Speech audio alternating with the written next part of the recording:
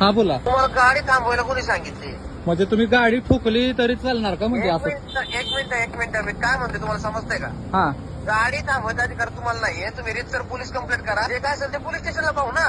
गाडी थांबवायचं काय कारण आहे? पण गाडी तर स्पॉटला थांबवली पाहिजे ना. अरे ठीक. हा मग गाडी तर थांबणारच ना. मग गाडी थोडं हा थांबव गाडी.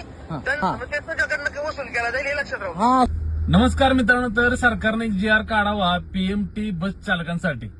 तेव्हा त्याने गाडी वगैरे ठोकली तरी त्याने आम्ही त्यांना रस्ता द्यावा, तुम्ही आपलं जावा, कारण तुम्हाला गडबड आहे. आम्हाला काही गडबड नसते, आमच्या गाडीला काही खर्च लागत नाही, आमचा इन्शुरन्स मध्ये होतो.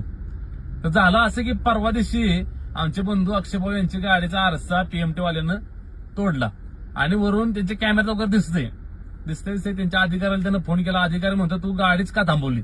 जे गाडी थांबवली तिची पेनल्टी वगैरे तुला लागू शकते, जे काय ते पोलीस स्टेशनला बघ. तो बोलला की भाऊ इथं गाडी थांबायची लागेल ना, गाडी स्पॉटला नाही थांबली तर आम्ही तिथे जाऊन काय करणार पोलीस स्टेशनला, की हे गाडीनं आम्हाला ठोकलं म्हणून. पोलीस वगैरे आलं, पोलीस म्हणले की घ्या मिटवून जाऊ द्या. पण त्या चालकानं ₹1 न देता तो घेऊन निघून गेला.